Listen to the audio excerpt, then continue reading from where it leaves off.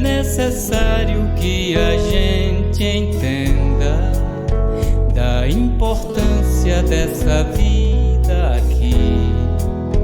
Ela nos dá nova oportunidade de perdoar, amar e evoluir.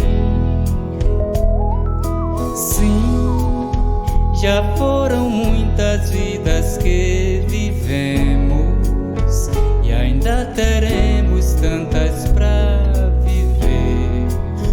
Vamos usar a nossa inteligência e aproveitar a vida pra aprender.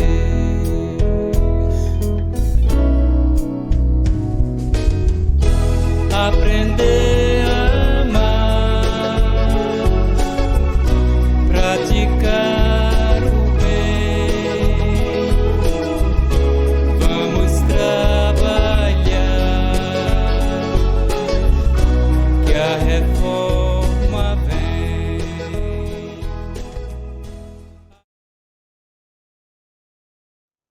Além do campo teórico, do conhecimento da doutrina, do seu Pentateuco, o que basta? Isso somente basta para que essa doutrina nos torne verdadeiramente consoladora? Não, né? Eu acho que aí a gente tem que entrar no campo. Você acha ou tem certeza? Eu tenho certeza, né? Que eu esqueço que seu João tem essas pegadinhas, gente. Aí eu ainda fico caindo nelas. Mas, enfim, vamos lá. À vontade. Eu tenho certeza que falta muita vontade, né? Então, assim, não basta ter o campo doutrinário, o conhecimento, né? Outro dia eu até estava conversando, né, com uma amiga que, assim, eu posso ler 10 livros, eu posso assistir 300 doutrinárias, mas se eu não tenho a vontade de mudar, né? Essa vontade de fazer acontecer essa mudança, porque não vai ser seu João que vai me puxar pela mão para eu mudar. Não vai ser Dona Valdira que vai ter que botar por osmose alguma coisa na minha cabeça, né? Não vai ser aí a Nancy que vai chegar e dizer, Cleo, tu está atrasada, né? Ela pode até dizer, agora, se eu não me movimentar, se eu não fazer acontecer essa mudança em mim, eu acho que... Eu tenho certeza que essa mudança ela não ocorrerá, né? Só pelo fato de eu ter esse conhecimento. Mais uma pergunta? Mais uma pergunta. Só uma só. Uma só. Tem mais gente aí querendo perguntar. Só uma, sozinha. Pronto. O fator fé, dentro da casa espírita, até mesmo entre os trabalhadores, de todas as atividades, é algo bastante... de uma carência muito grande ainda, compromete o desenvolvimento de cada um, de suas almas, a questão da fé. Uma coisa é dizer às pessoas na palestra, tenha fé, mas quando a situação chega para mim, eu demonstro que aquilo que eu disse aos outros, eu não coloco em evidência nem em prática. Tem sido realmente uma carência muito grande, que às vezes, em determinados momentos, situações de alguma carência, a primeira coisa que a gente faz é colocar o trabalho do Cristo, que é uma grande oportunidade de autorreforma espiritual, é colocar em segundo, terceiro, 10º plano. É isso mesmo. E aí a gente tem que se perguntar por quê, né? Hoje, eu não me vejo sem um trabalho, né, voltado assim para o Cristo. Hoje eu não me enxergo fora da doutrina espírita, fora de fazer um trabalho que me motive, porque a nossa fé em fazer algo é justamente o que tem que nos motivar. E quando a gente deixa de fazer esse algo, é porque a gente ainda não acredita. E a gente só tem fé quando a gente acredita. Muitas pessoas, né, eu trabalhei muito tempo no atendimento fraterno, e assim, muitas pessoas nos procuravam justamente para poder aliviar alguma carga, alguma dor, né? E na maioria das vezes a gente percebia que essa carga, essa dor, era justamente por falta de fé. Quando a gente tem fé, quando a gente acredita naquilo que a gente faz, a gente consegue até curar pessoas. A gente consegue sair do outro lado quando alguém diz que você não pode. Quando eu vim para Brasília, a primeira coisa que me perguntaram era se na minha empresa tinha negros.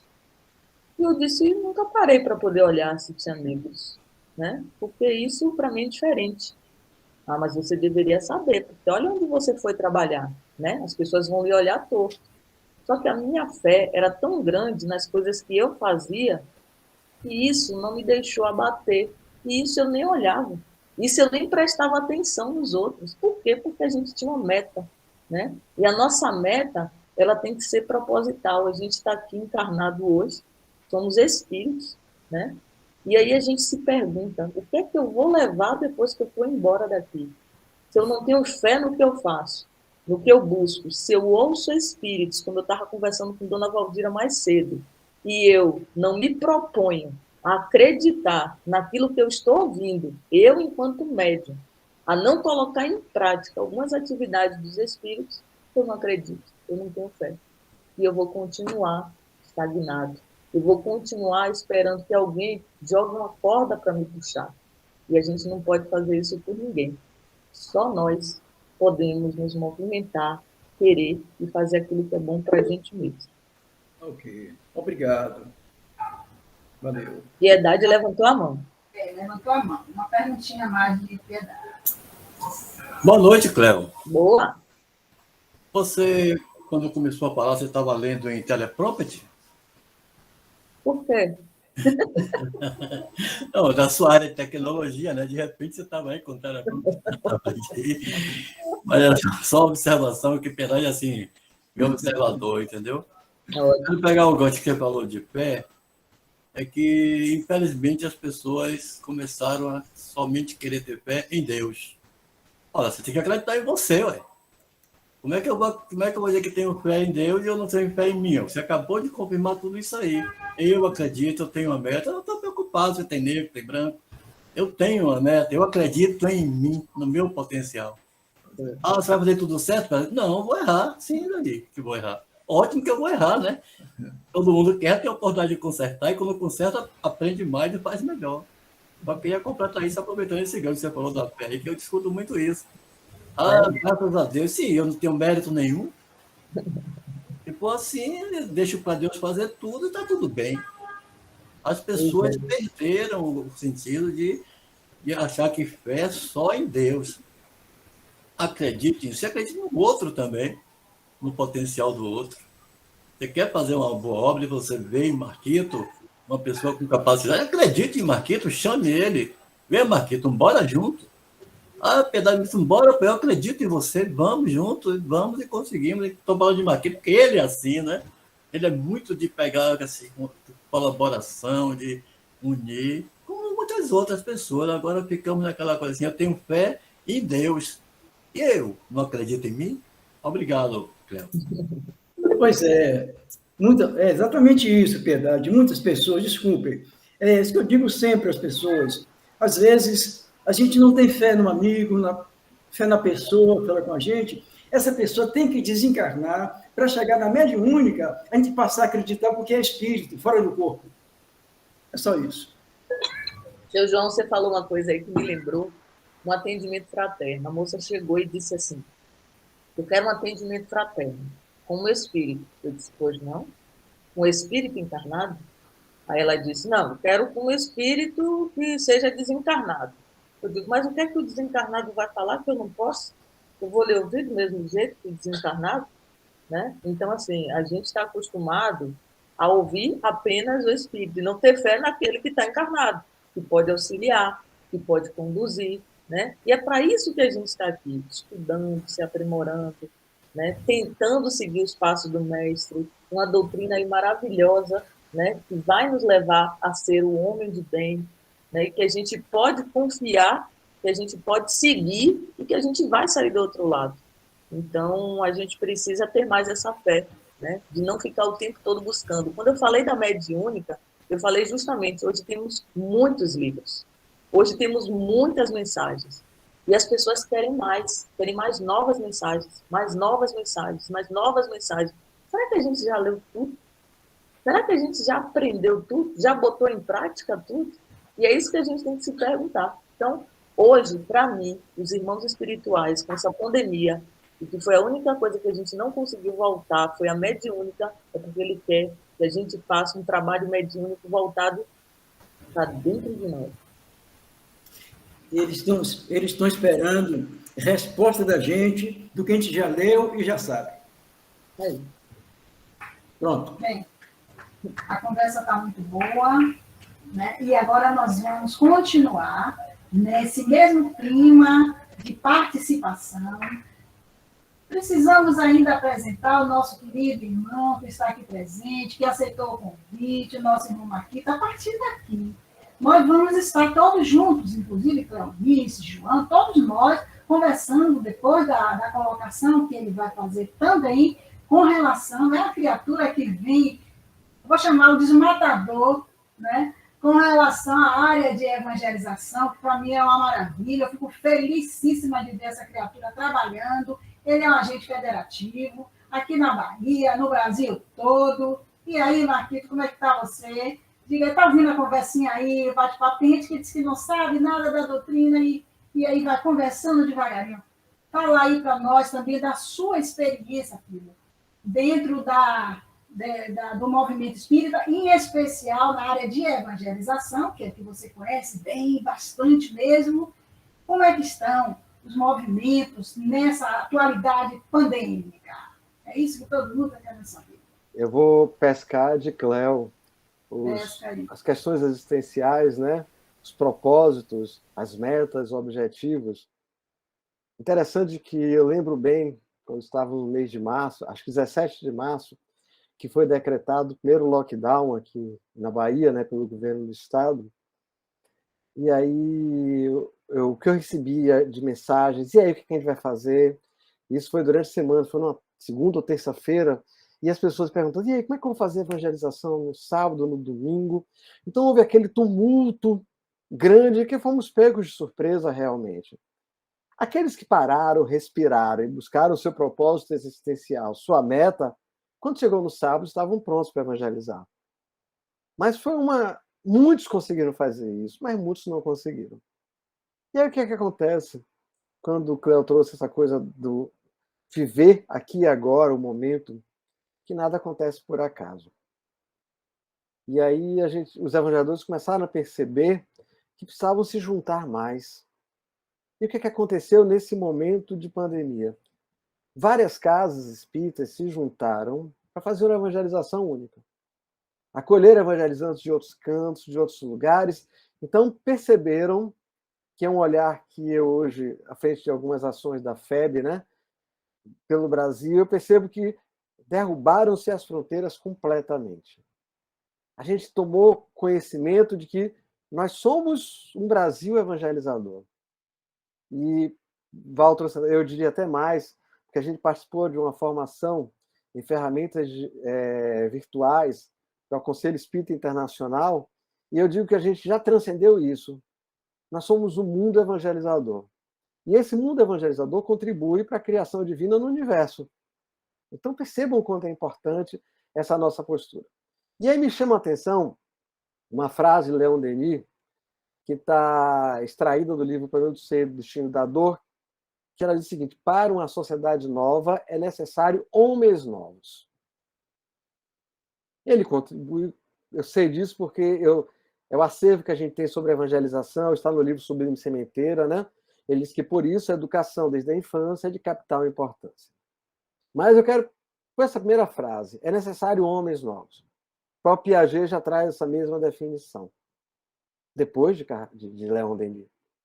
E precisa inventar este mundo novo. E este mundo novo não é o que nós tínhamos e que chamávamos de normal. Aí é que está a grande coisa. Tem muita gente que fica na esperança de reviver o passado antes de março. Isso não vai acontecer. Porque o ser regenerou-se. O ser se transformou. Então nós vivemos um período em aquelas evangelizações que permaneceram ativas, começaram a fornecer subsídios para outras evangelizações que tiveram que dar uma parada para se reestruturar mesmo, porque muitos evangelizadores fraquejaram, porque viram a sua subsistência afetada, viram seus problemas emocionais afetados. Essa coisa de Cléo trouxe da relação familiar apertou o coração de muita gente pelas perdas e pela convivência 24 horas uns com os outros. Porque conviver, quando você convive com um amigo, você brinca, beija, não sei o quê, dá tchau, cada um vai para sua casa, é legal, mas você ficar 24 horas com aquele ser que a gente reconhece que, como espírito, veio para a existência para se melhorar, mas que muitas vezes é muito difícil reencontrarmos esse seio familiar e entendermos, e não só entendermos, mas admitirmos que não estamos aqui por acaso. Então, muitos evangelizadores fraquejaram nesse processo. Fraquejaram, desistiram da tarefa, mas aí eles vêm fazendo um resgate desse processo. Selminha sabe bem do que eu estou falando, né? Quando ela nos chamou para fazer uma palestra para o CD6 sobre essa evangelização pós-pandemia, né? Que a gente trabalhou naquele momento aspectos pedagógicos, metodológicos, mas que hoje a gente está se ocupando com uma outra demanda, que é o emocional desses evangelizadores. Não adianta nada você programar voltar em 2022, 2023, 2024, se aquele que cuida não está cuidado. Então, a gente percebeu essa desarmonização no emocional e a gente vem buscando, através de estratégias várias, enquanto federativa estadual ou enquanto federativa brasileira, de aproximar esses evangelizadores do que eles verdadeiramente são, espíritos. Eles estão desarmonizados, mas como essência divina, eles compreendem que o potencial está em cada um de nós, que a gente não precisa, como Piedade falou, não precisa delegar ao outro, não é isso, Piedade? A gente é capaz de realizar essa mudança. Jesus disse para a gente que a gente podia fazer o que ele fez e muito mais. Então, na minha cabeça, passa um pouco dessa experiência de Jesus, quando ele, inclusive, quando ele trouxe para nós aquele convite que ele fez aos seus discípulos, né? Vinde após mim, eu vos farei pescadores de homens, ou de almas, dependendo da tradução. É esse convite que permanece para todos nós. Continuamos sendo convidados. E essa palestra, na próxima semana, os trabalhadores da última hora, não é por acaso não, viu? É intuída, porque após falarmos desse momento de pandemia, Cléo trouxe a situação da Casa Espírita em seus diversos departamentos. Eu estou trazendo aqui a situação do evangelizador, principalmente, e não a evangelização, porque a evangelização é um reflexo do evangelizador. Algumas pessoas perguntam assim, por que tal casa não participa do evento tal com seus evangelizantes? Primeira pergunta, o evangelizador está motivado a isso? E quem tem que trabalhar é o evangelizador. É o trabalhador. Então, recomendo àqueles que estão aqui que participem da próxima doutrinária, os trabalhadores da última hora, porque é um chamamento para todos nós, trabalhadores. E aí chegamos ao momento de trabalhar o emocional, de botar os sentimentos como a carta, eu digo a carta mãe desse processo aqui agora, né? Mãe que eu trago por aquele sentimento de acolhimento, que esse sentimento materno também está no homem, viu, gente? Eu não tenho aquele pensamento de que sentimento de maternidade só está na mulher, não. Não, de jeito nenhum. O sentimento de maternidade faz parte do espírito. Ele se apresenta mais fortemente na encarnação como mulher, como feminino, mas não pertence ao feminino, pertence ao espírito. Desde que a gente saiba equilibrar no nosso processo essas duas coisas. Aliás, como outro estudo da psicologia que também fiz sobre Jesus, que ele é um homem integral, porque ele consegue integrar o homem e a mulher. Ele consegue trabalhar isso de uma forma única, integralmente. Então, para essa preparação do pós-pandemia, espero que a gente não seja pego de surpresa, que a gente atente que vai chegar, que está chegando, e que é o momento de a gente começar a vislumbrar assim, não digo uma luz no fim do túnel não, porque a luz permanece acesa, né? Para clarear nossas mentes, para entendermos a necessidade da fraternidade, de atuarmos uns com os outros, sem menor dúvida, mas que a gente possa realmente abrir os nossos olhos de ver e os ouvidos de ouvir e perceber que a regeneração interna será necessária para que esse processo pandêmico se acabe. Diferente de uma guerra mundial, onde há um vencedor e um perdedor, a pandemia, ou todo mundo sai vencedor, ou todo mundo sai perdedor. Então, é esse abrir de olhos. E para o evangelizador, Eu comentei antes de a gente iniciar o nosso encontro, e aí eu fui buscar esse texto de Joana de Ângeles, né? Que ela fala do viver bem e do bem viver. É a mensagem para nós, evangelizadores, nessa mudança de paradigma, é identificar o objetivo e sentido da vida. A fatalidade existencial deixa de ser viver bem, que é uma meta humana, para bem viver, que é uma conquista pessoal intransferível, ou seja, do espírito, pertencente a todos nós. Então, se estamos em desequilíbrio, coloquemos a nossa mente, o nosso coração, para fazer essa mudança necessária. Jesus não curou ninguém. A tua fé te curou. Então, essa transformação, quando o Cléo falou do atendimento fraterno, as pessoas chegam pensando que a gente vai solucionar a vida delas. E principalmente quando exige uma situação como essa, que é um processo mediúnico, né? Que é que o espírito se apresente através da psicofonia, converse. Tem uma casa espírita que eu conheço, que ela tem reuniões doutrinárias, e ao final sempre há o passe. Sempre um dia da semana, o passe é mediunizado. E a outra semana, não é. Agora, duas declarações diferentes. A primeira, para o dia que é mediunizado, ela enche. Mas, em compensação, a do dia que não é, a contribuição dos participantes é muito mais efetiva. Então, você descobre que naquele dia as pessoas levam dentro de si aquela oportunidade de troca de conhecimentos. Então, os evangelizadores que sentiram-se enfraquecidos, uma vez me perguntaram se após tantos anos como evangelizador, porque eu comecei aos 15, 16 anos, e já estou com 59, me perguntaram se eu fraquejei alguma coisa, se eu desisti. Eu digo, fraquejei sim, mas desisti nunca. Que como Cléo falou, eu acredito nisso. Por quê? Não tenho que justificar. Eu acredito que existe o ar, que eu não vejo, mas a respiração confirma. Então, eu acredito nessa evangelização, eu acredito que estando junto a Jesus e a doutrina espírita, nós estamos fortalecendo o vínculo para que essas crianças e estes jovens façam valer este mundo regenerador, essa transformação moral da humanidade. Então, eu acredito. E evangelizador, lembrando, se você está distante, seja humilde, peça socorro. Se está no meio do caminho, se junte a outros que já estão na tarefa para se harmonizar e se fortalecer junto a eles.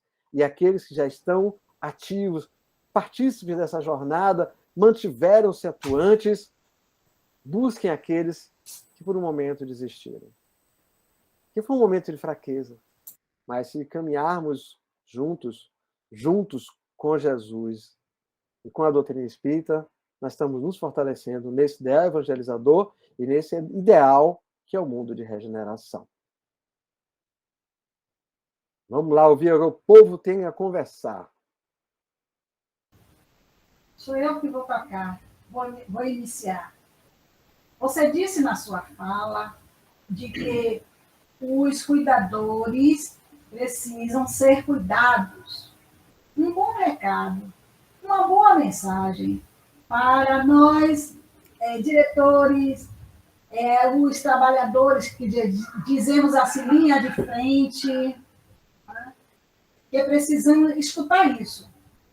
Os que cuidam ou os cuidadores precisam ser cuidados, tratados com a necessidade requer, em especial porque estamos falando nesse período em que sofremos, como diz a espiritualidade, o mundo está revolto pela nova situação regeneradora do planeta. Então, fomos tomados de pressa. Tudo fechou, tudo parou. Então, precisamos realmente de rever os cuidados daqueles que mostram visivelmente a necessidade de cuidar-se primeiro para cuidar do outro. E o evangelizador, ou costumo dizer também, meu querido, e a todos vocês, que evangelizador não é somente para que evangeliza a criança no corpo físico e o jovem. Nós todos somos evangelizadores. quando divulgamos a doutrina ou não. Na realidade, nós somos evangelizadores desde que nascemos. Mas você vai perguntar, por que uma criança recém-nascida? A criança recém-nascida, ela ensina aos seus pais a entendê-la quando ela está com fome, quando ela está com alguma dor. Então, ela nos educa nesse processo com uma comunicação diferenciada. E para aqueles que são pais de primeira viagem, vão aprender isso. Os outros não, já aprenderam com o primeiro e seguem adiante. Então, a criança, desde que nasce, ela é um educador. Então, todos nós, eminentemente, como espíritos, somos educadores e, ao mesmo tempo, educados. Então, aquele que evangeliza, evangeliza-se também.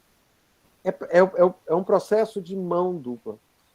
E para esse aspecto, quando eu trouxe aqui a questão das emoções, Selma já deve ter esse material em mãos, que foi publicado no Grupo Federativo do Setor de Infância, que é uma coisa que deve ser trabalhada em toda a casa espírita. E aí eu pergunto, qual a parte mais importante? Eu imagino uma pessoa que trabalha numa recepção da casa espírita, Val, e que pós-pandemia estará lá a postos para receber todos aqueles que chegam. Imagine a carga de energia que essa pessoa vai receber. Então, o evangelizar-se é ter como obra de leitura de cabeceira o evangelho. Porque naquele momento de dificuldade, você abre uma página aparentemente aleatória e você vai encontrar um subsídio para manter a harmonia e a paz, para lidar com aquele momento. É uma oração, porque conforme o evangelho é vigiai e orai sempre. Aqueles que estão à frente e aqueles que estão atrás. Todo mundo precisa de oração. Tanto orar por si e pelos outros, como receber a oração de outros. E na ação evangelizadora não é diferente. Que nós possamos, nesse período todo, se fortalecendo enquanto grupo Casa Espírita, grupo evangelizador, para que as nossas emanações energéticas cheguem aos nossos evangelizandos antes deles chegarem presencialmente. Pois a gente sabe que para a espiritualidade não existe tempo, espaço. Então as nossas emanações, a nossa busca pelo equilíbrio, a nossa busca por essa harmonia vai atingir os nossos evangelizandos e principalmente as suas famílias. Porque o evangelizando ali a criança e o jovem é apenas um ponto de referência. Mas quando evangelizamos, nós estamos lidando com a família inteira. Pois um ser evangelizado, da mesma forma que a sociologia nos aponta que o meio influencia o homem influencia o meio. Então a gente aposta nessa vertente de que essa criança, de que esse jovem evangelizado, através de nós, evangelizadores equilibrados, eles vão conseguir levar essa harmonia, esse equilíbrio à sua família. Pois é, Selminha, você passou. Pense numa ação, não obrigatoriamente, mas pense de como vocês trazerem isso, de como construir uma ação virtual ainda para trazer essa discussão, esse debate. Próximo mês, a nossa reunião, a gente teve a primeira vez sua apresentação desse material e no nosso próximo encontro nós vamos ter que práticas poderemos exercer. 10 de novembro, se não me engano. João levantou a mão. Desculpa aí interromper. João levantou a mão, quer perguntar alguma coisa. Diga, João. Marquinhos, eu tenho duas perguntas a lhe fazer. A primeira, qual a importância capital, vital, de uma evangelização na casa espírita? Essa é a primeira pergunta. Qual é a importância de uma evangelização na casa espírita? Guilherme Ribeiro, ele nos diz o seguinte, que a importância da evangelização é prepararmos o futuro para não acontecerem tantos desastres como acontecem hoje. Eu analiso no momento que a gente vive, momento político mesmo. A gente vê aí os processos de fake news, os subornos, né? Utilizar-se do dinheiro público de forma a beneficiar a si mesmo. Mas, com toda certeza, o que é que falta nestes seres? Moralidade. Porque inteligentes eles são. Eles burlam as leis. Mas falta a moralidade. Para chegar àqueles empresários que só pensam no lucro seu. E esquecem que hoje já se fala administrativamente da inteligência emocional, que é um funcionário emocionalmente equilibrado, em paz consigo mesmo, ele rende muito mais. Então, no dia que esses que estão no poder, seja o poder governamental ou o poder empresarial, que eles compreenderem isso, tudo mudar-se-á. E que serão estes, são as nossas crianças e jovens do presente. Então, se a gente não consegue mudar o aqui e agora, vamos começar a mudar o aqui e agora com as nossas crianças e os nossos jovens, através do próprio protagonismo. Não somos nós que vamos conscientizar essas crianças e jovens suas ações, não. É a vivência delas dentro da doutrina espírita, dentro dessa ligação da religiosidade, inclusive aproveitando-se dessa interexistencialidade, que será o tema do nosso congresso e começa amanhã, né? Essa interexistencialidade, ou seja, nós nos relacionarmos de forma tranquila entre o mundo da existência e o mundo da essência. Porque tudo que praticarmos aqui será um acúmulo para a nossa próxima existência. Então, no dia que esses, eu rezo muito por estes que continuam praticando essas aberrações, porque eles burlam as leis dos homens, mas as leis de Deus não. E um ser consciente que as leis mais válidas são as leis divinas, pois essa nos seguem à eternidade. Certo. E partindo do princípio de que nenhuma casa espírita tem prazo de validade e que todos os fundadores, as pessoas mais idosas, um dia vão desencarnar, a evangelização tem algum significado futuro para a existência e a continuidade da casa espírita? Eu vou discordar de você em um aspecto, João. Mas Não. Você sabe que o meu é uma pegadinha, uma provocação. É uma pergunta. É uma pergunta. Para a gente provocar mesmo, para todos aqueles que estão nos ouvindo, nos assistindo, será que a ação evangelizadora é o futuro da casa espírita? Não, é o presente. Pois é. Uma vez me perguntaram o seguinte: qual a contribuição da criança para a casa espírita? Aí lá no Evangelho tem Jesus que diz: deixai vir a mim os pequeninos. Ok. Então na infância, se é ok, biblicamente, está legal. E a juventude? Qual a função da juventude? Aí eu pergunto àqueles: quem é essa juventude hoje que deve assumir a casa espírita? Aliás, eu não sou Martin Luther King, mas eu tenho um sonho. Sabe qual é o meu sonho? De ver um jovem participando do conselho administrativo da casa espírita. Pois é.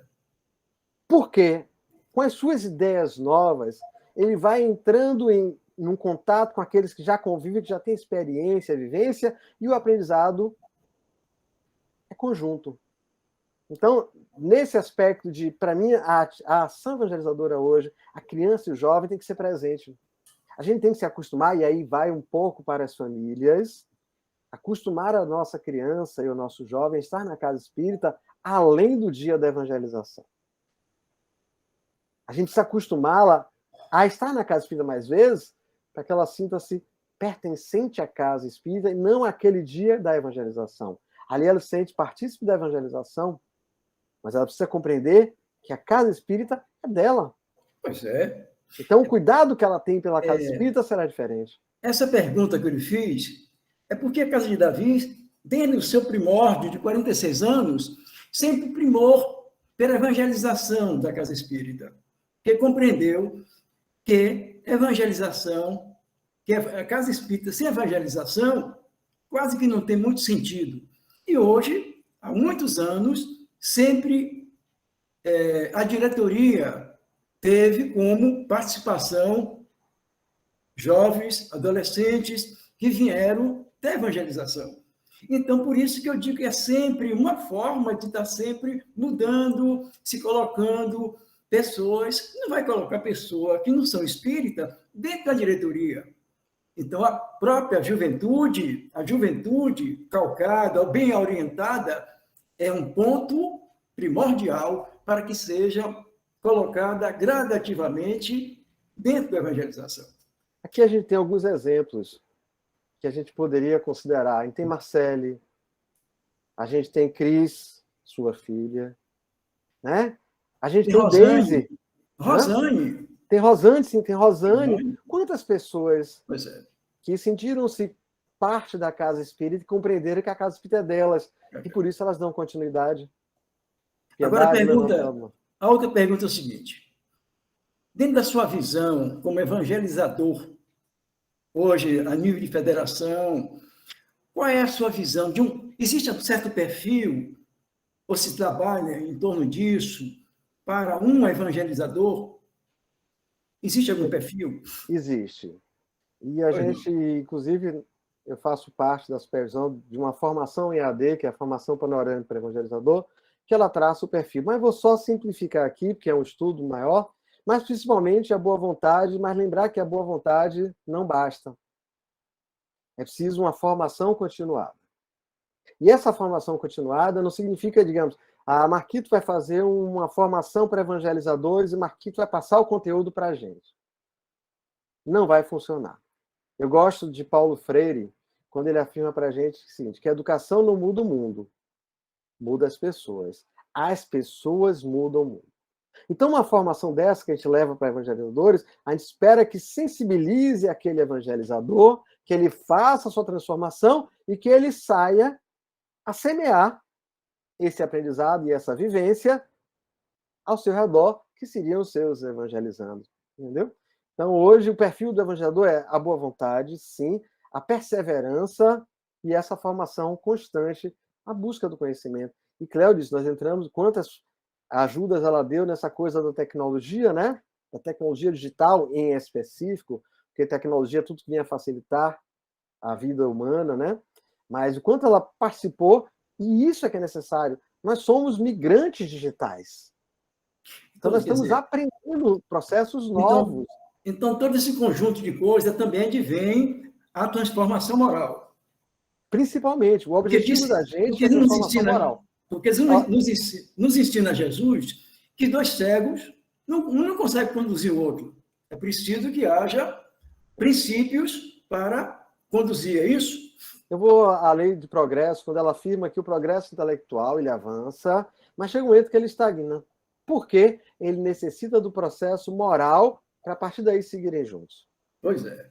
Então, por isso que, enquanto Kardec coloca lá no início do Livro dos Espíritos, a diferença da doutrina espírita, que é a questão do espiritual, que cabe esclarecer as questões do espiritual, e Kardec coloca que existem as ciências da matéria para clarear as questões da matéria.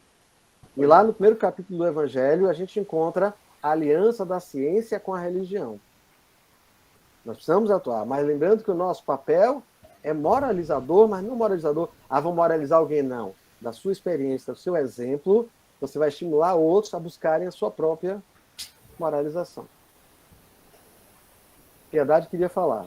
É isso que eu estou querendo, João, é Piedade, né, de hoje que ele levantou a mão, ele quer, daqui a pouco ele esquece até, não é mesmo, meu filho? Eu não esqueço, Piedade, não. A sua pergunta, ou a sua colocação. Aproveitando a pergunta de João, né?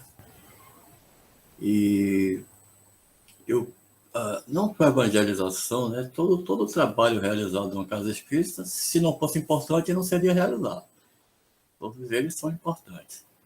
Então, eu vejo que, Marquito, você colocou bem, o importante, e aí Cléo vai dar aquela risadinha que eu sei, né? O importante em qualquer trabalho em casa espírita chama-se acolhimento, né, Cléo?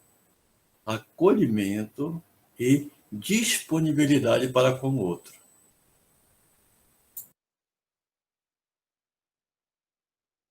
E quando você fala isso, é interessante, que a gente estava conversando antes de entrar, como será essa evangelização? Nós temos a prática de fazer o acolhimento aos evangelizandos. Talvez essa prática dure meses, nesse retorno pós-pandemia. Nós precisamos acostumar-nos todos à relação interpessoal plena.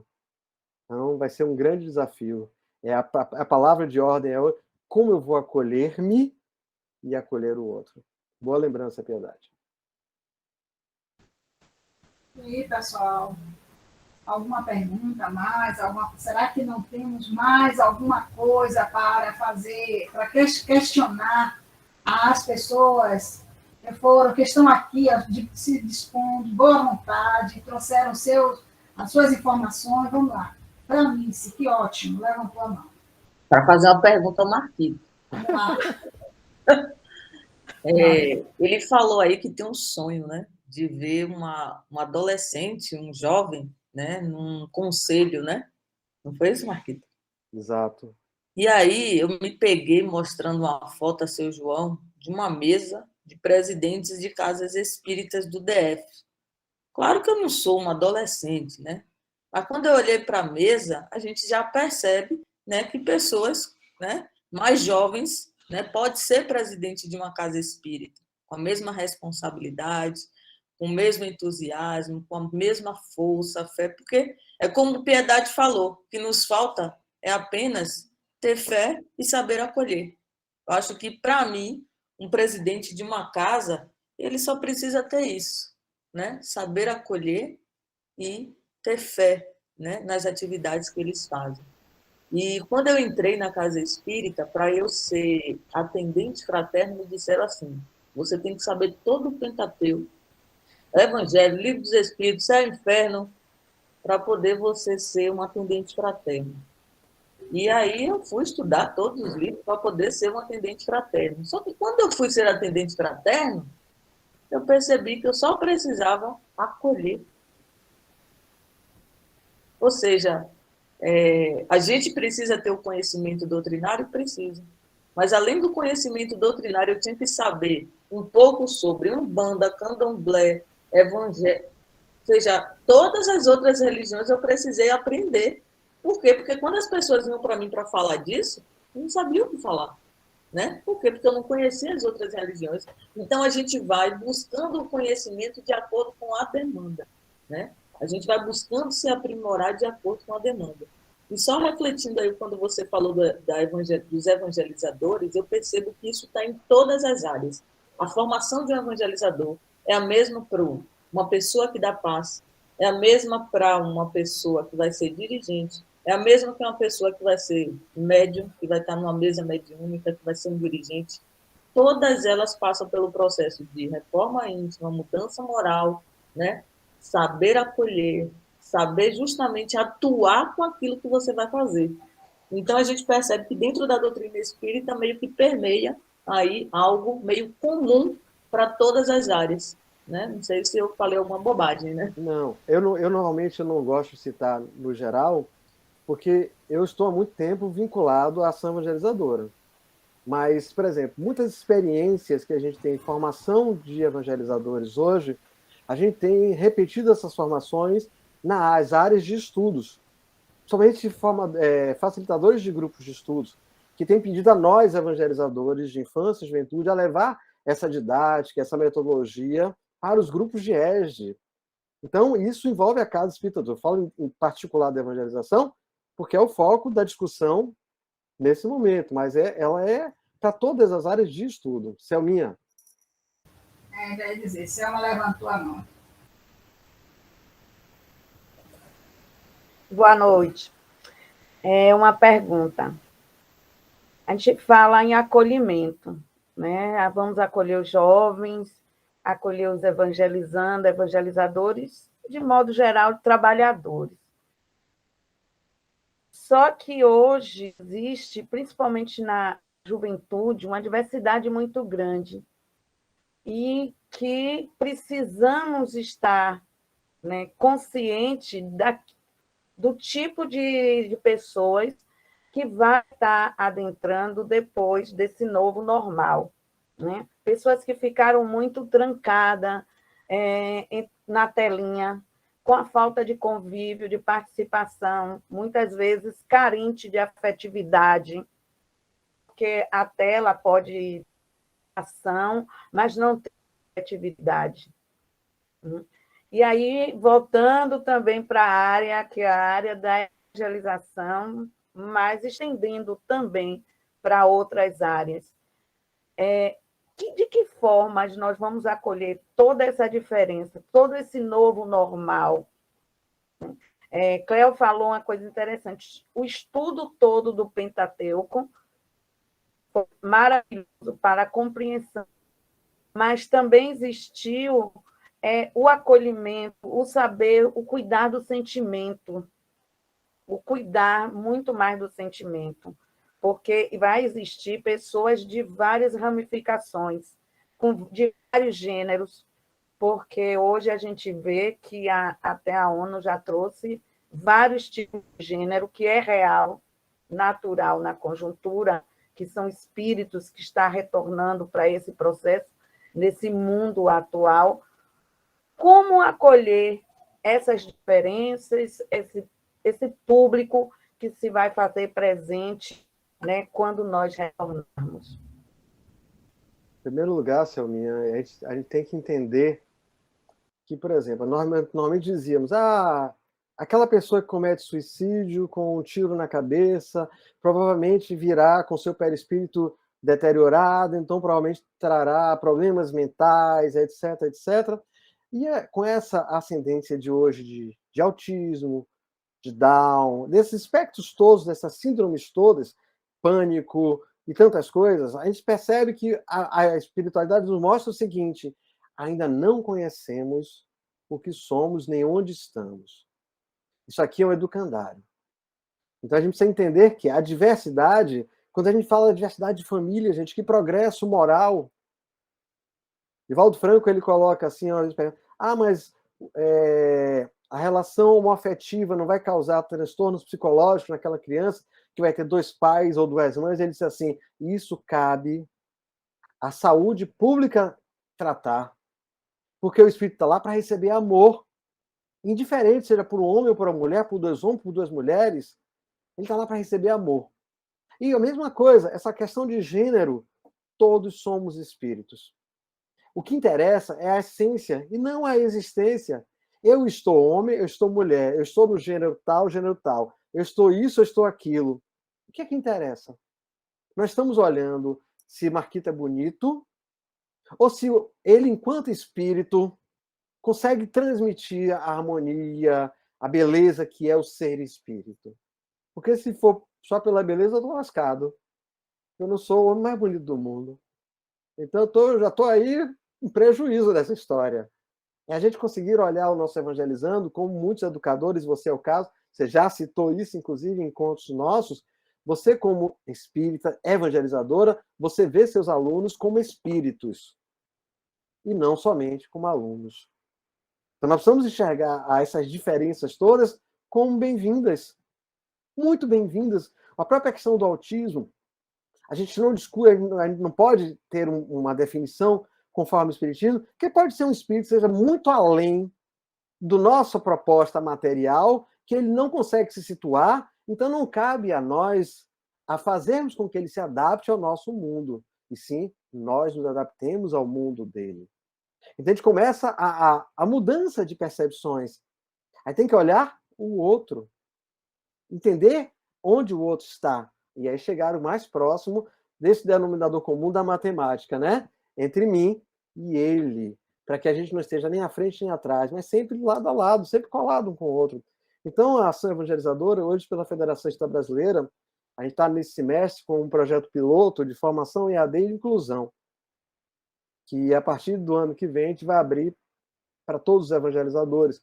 Mas a essência do processo inclusivo, e quando a gente trata inclusão, não vamos só pensar nos espectros, nas síndromes, não. Vamos pensar de inclusão do outro. Nós estamos muito acostumados, sabe, Selma, em trabalhar a integração. Vamos integrar a casa espírita. Não basta. Integrar a casa espírita significa assim, Marquinhos, você quer participar da casa espírita? Venha. Mas venha, ele está dentro da casa espírita, mas está ali de lado. Não tem poder de voz, não tem uma tarefa para ser executada. Então, hoje o processo é inclusão na casa espírita. Além de chamá-lo a fazer parte da casa espírita, oferecermos a ele voz e trabalho. Então, na evangelização não vai ser diferente. Nós vamos ter que entender que o protagonismo infanto-juvenil, mais do que nunca, tem que ser trabalhado na nossa evangelização. Nós vamos perder a glória de ser o suprassumo daquela sala. Agora, o suprassumo serão os evangelizandos. Piedades, olha, o horário já vai avançando, não tem problema não. Mas Piedade vai falar e eu vou fazer uma colocação, passando mais uma vez a palavra para Cleonice, para dar a sua mensagem última, aos 46 anos do GECAD, e aí, Marquinhos em seguida, e vamos orar. Tá bom, Piedade, por gentileza. Selminha, Acolhimento não é uma coisa muito difícil. O Cléo, Marquito, outras pessoas aqui, com certeza já perceberam isso, até como o Cléo colocou, né? Ah, tem que estudar, e ela estudou, se propôs. Olha o acreditar em si, né? Cléo queria trabalhar no Caminho para a Terra. Ó, Cléo, você tem que estudar, ela foi lá estudar, acreditou nela, foi lá estudar. Ela não ficou, tenho fé em Deus que eu vou conseguir, ela tem fé em mim que eu vou conseguir. Deus ajuda, é claro. Deus ajuda tudo que for bom, Deus está, né? Então, ela teve. Então, o acolhimento é uma coisa assim, muito natural, inclusive, né? Pode ter algum treinamento? Pode, nada impede que treine as pessoas, olha, tem cuidado com isso aqui, mas se colocar muita regra também, deixa de ser acolhimento, né? Porque é uma coisa muito pessoal. Eu vou lhe contar só 2 aspectos rapidinho, Valdir, aqui, que eu vi no centro, já tinha um evento no centro, e os temas lá de ser desenvolvidos por o dia todo, era sobre a transformação, mudanças, né, evolução, aquelas coisas todas. E no final, Piedade, faça a prece de encerramento. Eu iniciei a prece de encerramento, né? Estou numa boa, estou aqui de novo, daqui não saio, daqui não me movo, uso esse tempo para recomeçar. E fiz minha prece. Todo mundo achou maravilhoso, gostou, mas que prece está inspirando. Uma menininha lá do fundo, disse, tio, essa é a música do Fala Mansa. Era a música do Fala Mansa. Mas é uma mensagem maravilhosa e todo mundo gostou, inclusive. Mas ela evangelizando, ela e tudo, é novinha. Tio, essa é a música da Fala Mansa. Outro quadro já foi em Santa Amaro, no outro grupo, até reunião, Marquito, a cidade não é CD, né? É outra sigla, né? E no Conselho Regional. Palestra lá e aconteceu também a reunião. E chegou uma garotinha no meio de um bocado de adulto, e aquela garotinha no meio, meio deslocada. E aí eu fiz assim para ela, ó. Pronto, a menina veio para o meu lado, já conversou, já se integrou, porque numa interação com jovens, com crianças, eu aprendi que já não era mais assim, já era assim, né? O coraçãozinho. Simples coisas, tá entendendo? Coisas simples que você acolhe esse acolhimento. A menina estava isolada, não tinha ninguém da idade dela ali. Ela toda lá, juntinha da mãe lá, eu fiz assim para ela, pronto. Ela já abriu um sorriso, já veio para o meu lado, já começou a conversar alguma coisa, fazer umas perguntas por dia, começou a se integrar com todo mundo através de mim lá e tudo, né? Eu não posso dizer que eu tive piedade dela, eu apenas fiz isso, né? Então, né, é assim, Cléo está aí, né, com acolhimento fraterno, eu também participei. E lhe digo, viu, Cléo, já no acolhimento fraterno, já indiquei para uma pessoa que me procurou, claro, dizendo que foi um espírito que indicou, né, uma planilha de despesas e receitas. Resolveu a vida dele em 3 meses, ficou maravilhado. Muito bem, Piedade. Agora, Cléo, a sua palavra final. 46 anos de ECAD, quem nos diz? É 9. Eu só digo que, assim, é muito trabalho, né? Muita responsabilidade. A gente sabe aí que esse período de pandemia, muitas casas fecharam, né? A gente tem cerca de 160 casas espíritas no Distrito Federal, né? Eu acho que na FEB, a última vez que eu olhei, na Bahia tinha uns 612 centros espíritas cadastrados, né? E todos eles fecharam no período de pandemia, né? Obedecendo aí a Organização Mundial de Saúde. E o que é que eu percebi no GECAD e em outros centros que a gente atua, né? Eles logo buscaram alternativas para continuar os trabalhos, né? Outros fecharam permanentemente, não conseguiram atravessar essa ponte. Alguns trabalhadores, eles se reinventaram, né, para contribuir com os trabalhos, mas já tiveram outros trabalhadores que ficaram inertes, sem saber o que fazer. Não conheço de tecnologia, não conheço disso, o que é que eu vou fazer, né? E a gente sabe que não saber, né, não nos impede de buscarmos esse aprendizado, né? E a doutrina espírita nos ensina que todos nós estamos em constante evolução, cada um no seu tempo. O universo, ele caminha junto conosco, né? O nosso planeta Terra também está passando por essa mudança, e agora é o tempo que está se transformando em um mundo de regeneração, né? Que não é uma tarefa muito fácil, chegar ao nível de evolução que se precisa para poder alcançar esse mundo de regeneração, mas precisamos nos colocar nesse caminho, para que a gente possa chegar também até lá. E cada um de nós somos responsáveis por essa evolução. Então, os trabalhadores do GECAD, né, precisamos querer, ter vontade, ser firme, porque ninguém vai poder fazer por nós essa mudança. E para que isso possa acontecer, temos que começar a mudança agora, né? Então, não percam tempo, façam sua reforma íntima, todos nós, né? Não só os trabalhadores do GECAD, os antigos, os novos, os trabalhadores do Vinha de Luz, os trabalhadores da FEB, todos os trabalhadores espíritas, né? Ajude ao seu próximo, aquele que está mais próximo. Mas igual o Carlito falou, não precisa ir tão longe. Vai aqui do lado, que sempre tem alguém que a gente possa estar ajudando, que a gente possa estar amparando, seja com a mensagem, seja com pão, com leite, seja com ajuda para pegar um ônibus, seja para poder fazer um currículo, qualquer tipo de ajuda que a gente possa fazer, né, para poder justamente se sentir bem, aprimorando esse benefício em nós, é bem-vindo, né, porque a gente tem aí uma doutrina que nos leva ao homem de bem, como eu falei anteriormente, né, portanto, não esmoreçamos nas atividades espíritas que abraçamos. Não é porque eu não sei tecnologia que eu não possa fazer algo. Como é que eu faço para aprender? Como é que eu busco um curso para poder atuar ou para poder ser um dirigente ou para poder estar fazendo algum tipo de atividade em que eu possa estar colocando uma pessoa do meu lado, fazendo trabalho de tecnologia, mas eu não deixo de entrar, né, nessa onda. Que onda é essa? É a onda do progresso. É a onda que vai nos levar a um patamar superior, né? E que sejamos hoje e sempre esses trabalhadores de última hora, que verdadeiramente possamos ser reconhecidos como discípulos de Jesus, por muito nos amarmos. Que a paz do Mestre possa nos engrandecer cada vez mais, e que a gente possa continuar nessa seara tão linda, tão bela, a seara do Mestre Jesus. Que assim seja, que assim seja. Deus abençoe e aguarde outros convites dessa natureza. Estamos muito felizes com a tua presença, Cleber. Obrigada. E Marquinhos? Diga aí suas palavras, Marquinhos. Esses 46 anos não é moleza, não, viu? Não, são 46 dias e eu fico imaginando, porque eu nunca estive... eu já estive dirigente do Departamento de Infância e Juventude durante 9 anos, já atuei pela FEB, e eu fico imaginando o compromisso de cada trabalhador da casa espírita.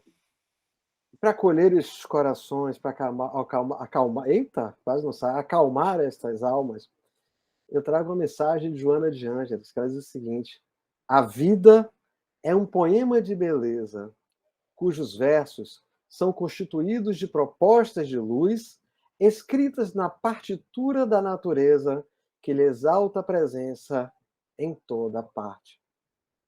GECAD, 46 anos, é um espaço do estímulo ao crescimento, ao desenvolvimento, à evolução. E que seja a expressão da arte, mas não a expressão da arte limitada quando a gente imagina o teatro, a música, a poesia, não. A arte de viver. Então é isso para mim. 46 anos é a expressão dessa arte de viver. Amém. Assim seja. Palmas mesmo. Amém.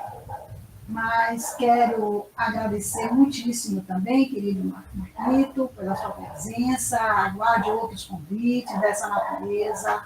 E feliz, nós do GECAD estamos felizes com a presença do nosso querido irmão Piedade, vamos ver todos os trabalhadores do GECAD, evidente, Joia Lúcia, que nos dá o prazer da presença, que mais, meu Deus, Cleonice Arruda, ela estava com isso presente também, estamos felizes com a presença.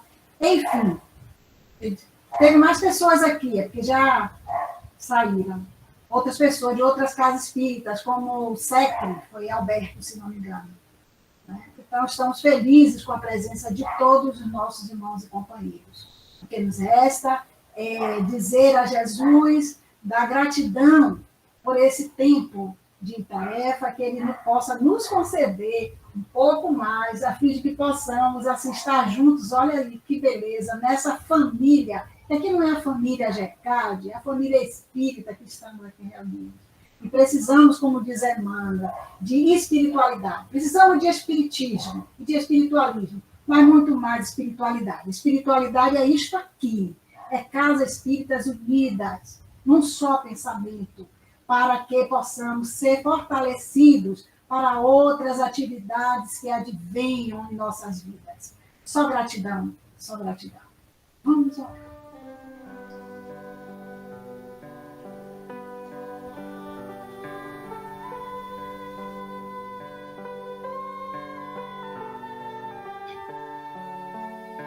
Divino amigo Jesus,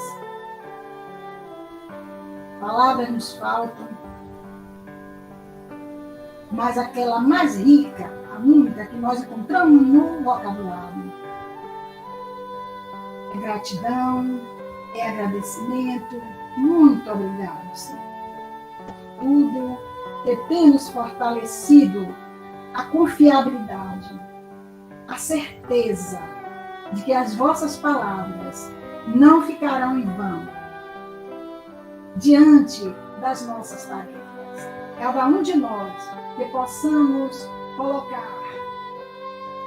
colocar-nos como soldados vossos para seguir em frente, envolvendo-nos em atividades que precisamos e que precisam tantos dos nossos irmãos. E o Senhor, tenho certeza, que agradece nesse instante por esses tarefeiros que aqui se encontram reunidos das diversas casas. É uma unidade só, envolvida em vosso nome, Jesus, para dizer-te de todo o nosso coração que a paz possa envolver a todo esse ciclo que irradiou desde o Distrito Federal, Bahia, enfim, que o Senhor, com o seu poder magnânimo, nos acolheu em amor e verdade.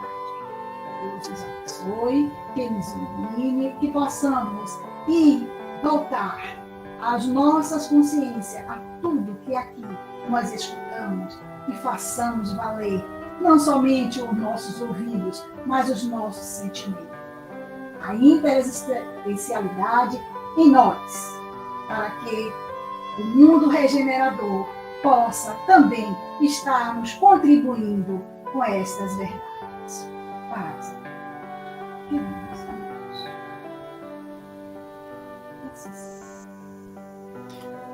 Marquito, Creonice, Piedade, um abraço a todos. Eu coloquei a mensagem aí no bate-papo, se alguém gostou e quiser copiar e colar, tá aí no bate-papo. Tá bem. Um abraço a todos. Obrigada.